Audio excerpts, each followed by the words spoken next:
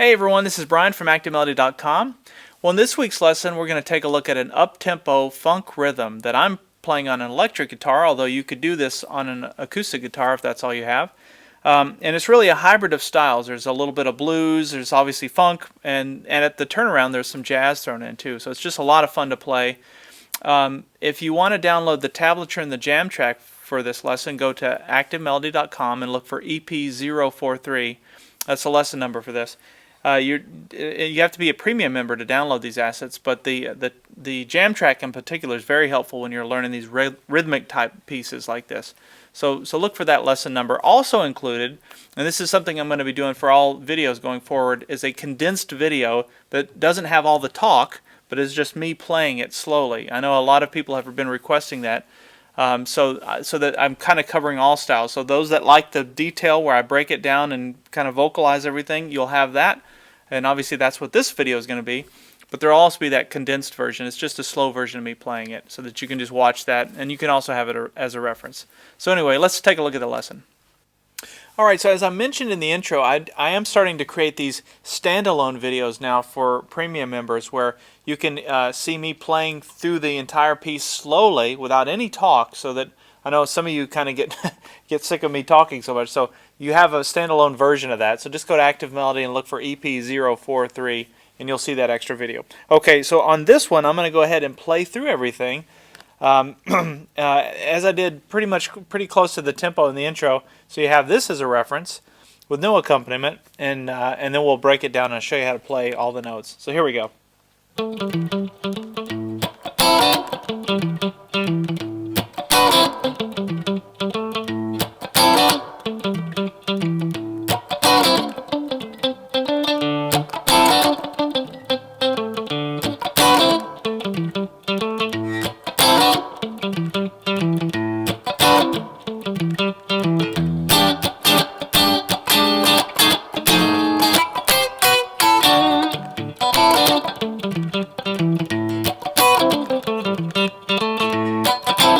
And then it repeats and so forth and so on. So it's a lot of fun. We are in the key, this is an A minor, key of A minor, and here's the first thing that happens. I'll go through the left hand and then I'll talk about the right hand, the picking pattern here. With the left hand, we're starting here on the 7th fret, 4th string with my ring finger, and so then we're going to come down and play the 5th fret, also on the 4th string. And then we're going to come down and play the 7th fret, 5th string. So those are your first 3 notes. And you're going to notice that we're going to be kind of bouncing a lot of what we're going to do is between the 7th fret and the 5th fret. So after you do that, then we're back to the 5th fret, 4th string. We're going to hit that twice. And then we're going to hit the 7th fret, 4th string twice. So all together it sounds like this.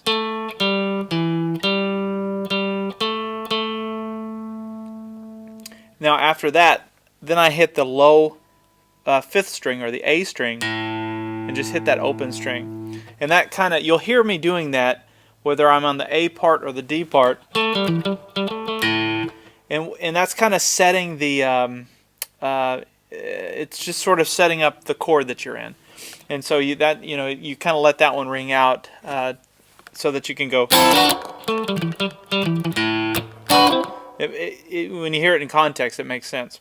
So, okay. So now, that's sort of the left hand there. So let me just back up and I'll do that slowly. So we have. And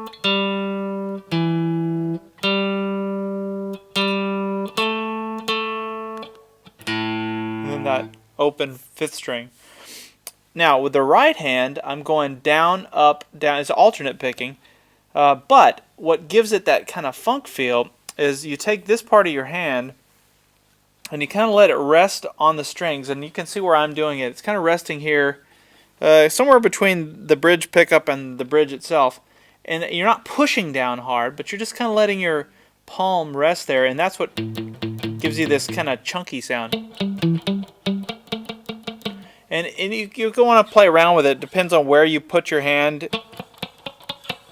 You'll get different effects. But for the most part, for me anyway, I always kind of get as close to the bridge as I can. and it's just barely sort of resting on there. It's not, you're not pushing, because it'll totally dampen the sound too much, but that gives it that kind of a funk thing, and it's a really cool thing to do because it creates a percussive rhythm sound as opposed to going, you know, just letting those notes ring out. You could do it either way, but to me, I think for something like this, and it's a combination of knowing which notes to, sometimes you, like when I do the A note, for example, I let that one kind of ring out.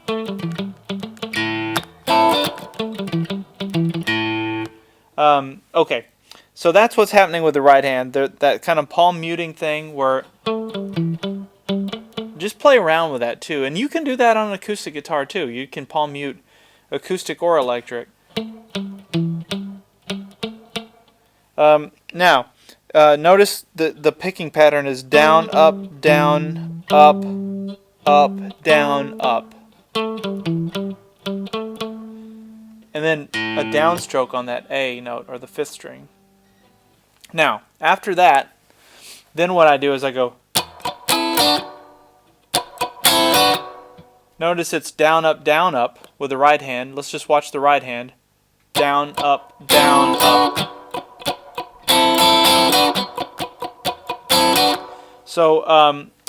So what I'm doing is I'm just barring the first 3 strings on the 5th fret, and then I'm barring the first 3 strings on the 7th fret. And those are those 2 kind of funk chords. And by the way, you'll see these chords used, you know, in any of those sort of James Brown songs where he. Okay, so when we put those 2 pieces together, we have. And what I'm doing, so before I do the 5th fret, 7th fret thing, is I do a downstroke and an upstroke, so 2 strokes. But notice I'm muting the strings like that, and then I play it. So it goes. And to mute it, all I'm doing there is I'm just letting this. I'm already in position to go ahead and bar those first 3 strings. And I'm just kind of letting my fingers rest on the string so it dampens the sound. And that's how you get that sound. And it's a combination of doing that with some chorded or some fretted notes that can give you a really percussive thing. So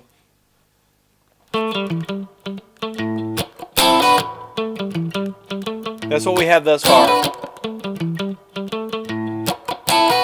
And let me do it slowly so you got that.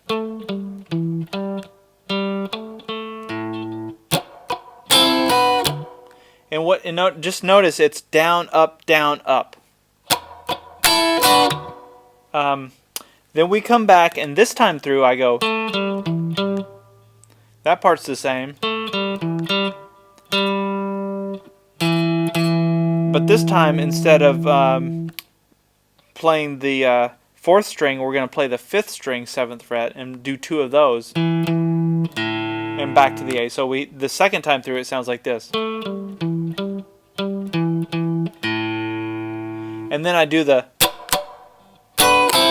And that time I go backwards, so I do the opposite of what I did the first time. So I go 7th fret, which is the first 3 strings, to the 5th fret, first 3 strings.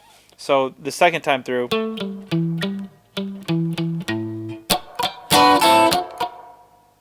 And oh, that's one other thing. After I play the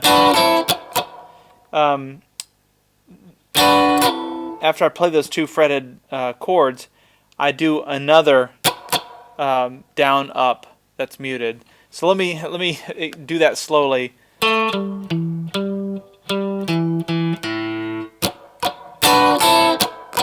So you can hear there's 2 before it, and then there's 2 after it. Let me point that out.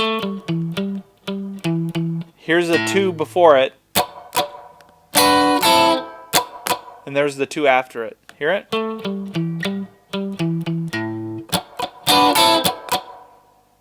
And when you play it all together, it just keeps that rhythm going.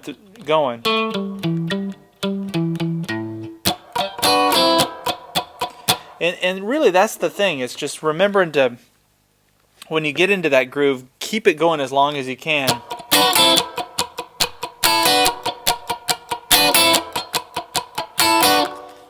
Okay, let me back up and I'll play both of those first two parts together. So all together we have.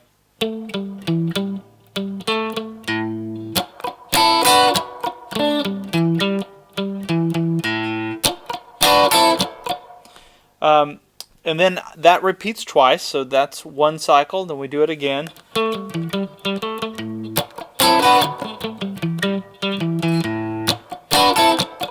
So then we come to the D part, and the D part is very easy because it's really the only thing we're doing is we're jumping up, and we remember we started on the 4th string 7th fret. This time we're going to be on the 3rd string 7th fret, but it's going to be the same little pattern here. So the D part goes, you're just jumping everything up a set of strings. So it's like this. So remember here we are with the A part we had, with the D part we have.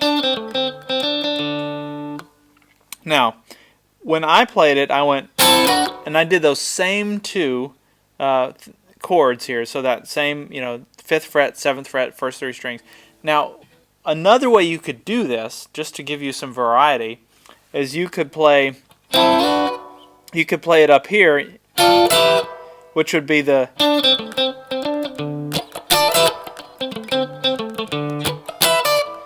kind of the D part. That's another way to make that chord.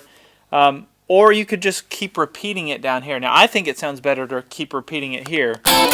It keeps the emphasis on that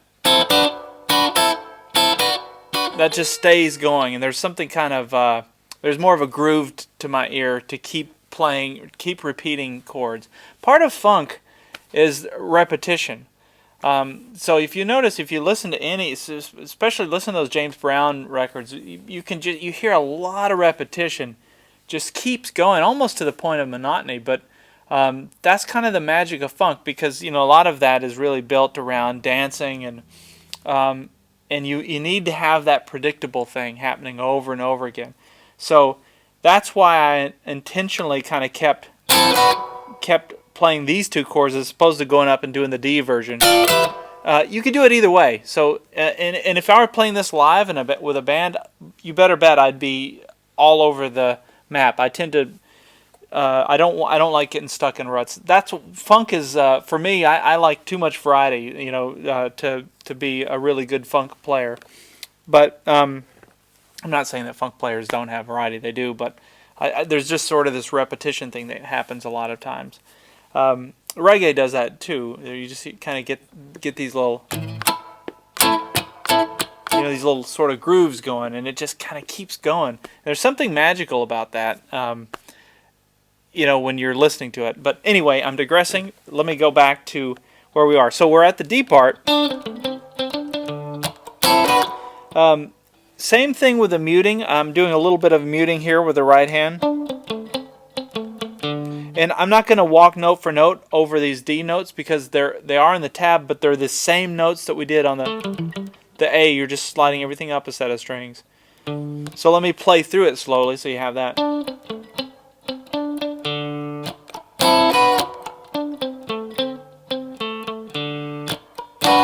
Now we're back to the A.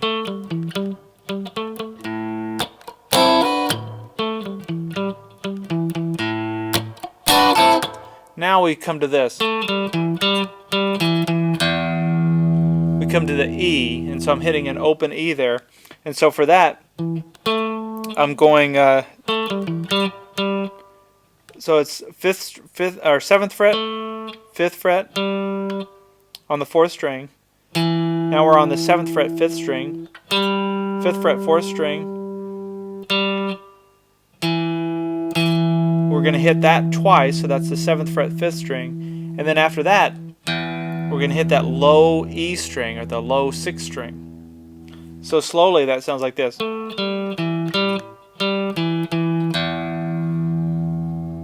And then the chord that follows is this chord. Now that's the Hendrix chord. That's the Purple Haze chord, and a lot of people refer to that as the Hendrix chord.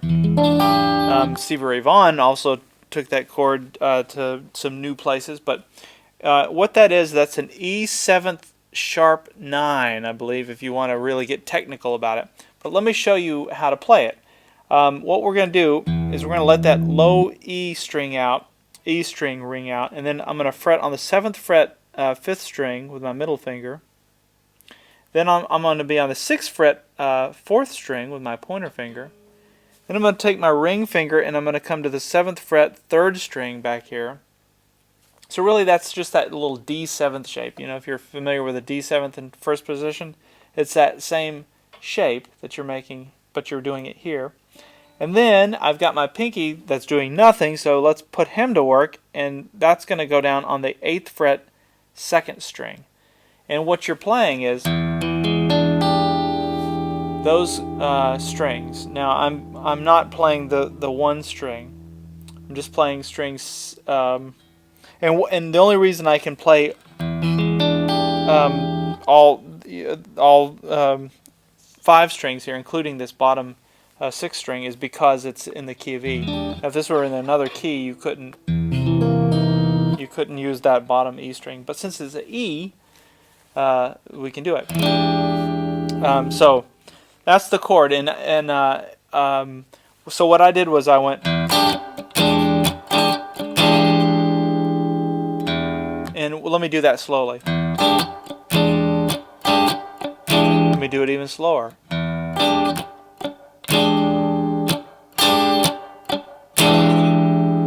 And you can see what I'm doing. If you watch my left hand, you'll see it's pushing down, letting go, pushing down, letting go. Watch.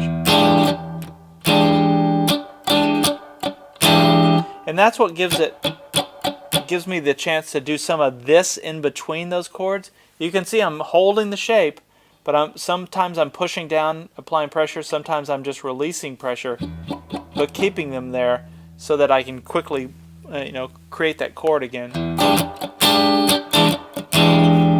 And just practice that, and notice the right hand is just going down, up, down, up, down, up. It doesn't really change. But depending on when I push it on, by pushing it on I mean fret those notes, that's what creates the rhythm. Now, then I went like this. And all I did for that was I just slid everything up one. Just like that.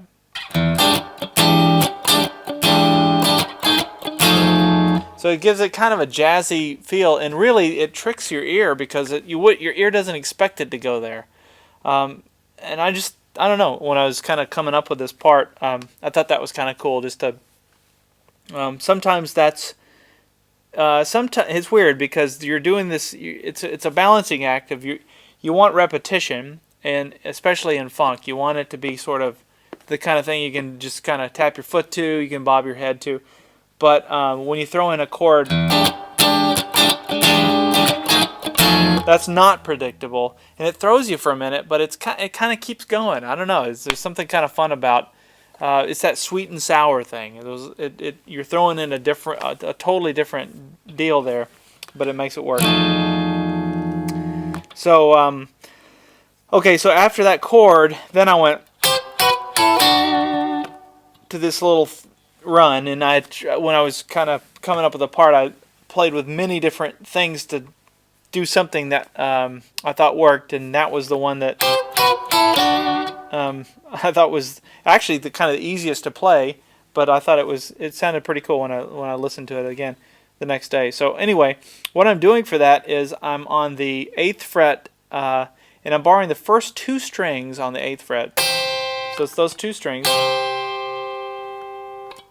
Then we're going to slide it down and play the 7th fret, first 2 strings, and the 5th fret, first 2 strings. So it's very sounds very Asian. It sounds like something you'd hear, like kind of Japanese music.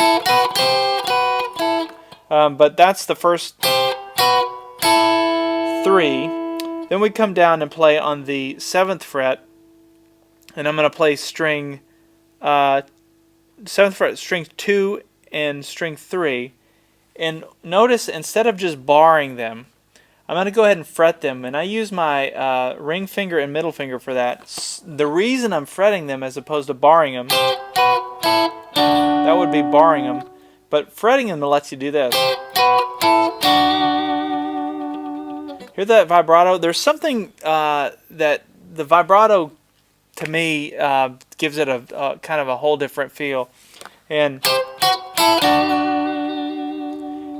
that's going to be challenging for some of you to try and take 2 fingers and apply vibrato, but just practice it. You can do this.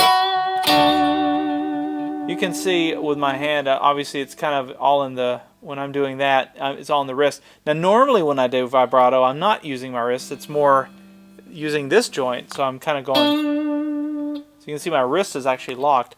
But when I'm doing that, when I'm doing 2 strings like that, I'm kind of letting my thumb rest here, and I'm you know, just kind of bending it, I guess. So just play with it. Okay, so and then it repeats. Then after that, I come back and I hit the low A string, or the 5th string, and then I go.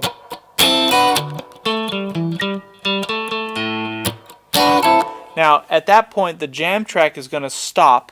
All music's going to stop, and you have to start. You have to do the intro. So you'll have to go, and then the band kicks in right there on the 1 of the next part. So it's kind of fun when you play that with the jam track, because you'll hear the music kind of go, and then it'll all cut out, and then it's up to you to define the repeat. And so this is just a really great practice, because there's a lot of skill that you're learning with this. You're learning you know, a picking technique for sure, which is, you know, doing alternate picking. There's palm muting that's involved. There's you know, just keeping tempo. You know, that's just I think that's a really it's a great way to learn how to do that, but it's a fun way to do it too. And it's the kind of thing that when somebody hears you playing along with it, they kind of go, wow, that sounds good. But you realize that from a chording perspective, these chords are pretty simple when you're looking at barring, you know, the first 3 strings on a fret. Well, that's all I have for this week's lesson. If you haven't done so already, be sure you like me on Facebook at facebook.com/activemelody, or you can follow me on Twitter at twitter.com/activemelody. You can also, obviously, subscribe to my YouTube channel. That's another great way to stay in touch. Or you can come join us at our community over at activemelody.com. We'll see you in the next lesson.